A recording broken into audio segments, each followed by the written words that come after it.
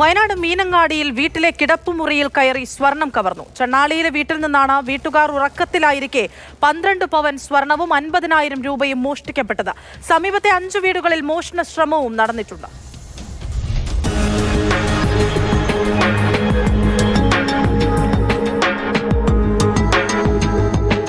മീനങ്ങാടി ചണ്ണാളിയിലെ പടാളിയിൽ റിയാസിന്റെ വീട്ടിലാണ് മോഷണം നടന്നത്. റിയാസും ഭാര്യയും ഉറങ്ങിയിരുന്ന കിടപ്പുമുറിയിൽ കയറിയാണ് മോഷ്ടാക്കൾ സ്വർണവും പണവും കവർന്നത്. 12 പവൻ സ്വർണവും 50,000 രൂപയും മോഷണം പോയി. ഇതേ സമയത്ത് തന്നെ പാലക്കാമൂലയിലെ 2 വീടുകളിലും ചണ്ണാളി സ്കൂൾ പരിസരത്തെ 3 വീടുകളിലും മോഷണ ശ്രമം നടന്നു. നാട്ടുകാർ വിവരമറിയിച്ചതിനെ തുടർന്ന് മീനങ്ങാടി പോലീസും കൽപ്പറ്റ ഡിവൈഎസ്പിയുടെ ടീമും സ്ഥലത്തെത്തി പരിശോധന നടത്തി.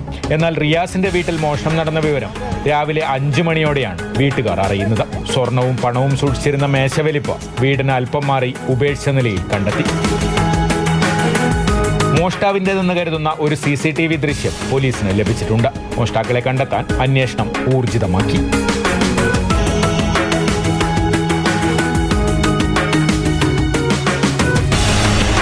മാതൃഭൂമി ന്യൂസ്, വയനാട്.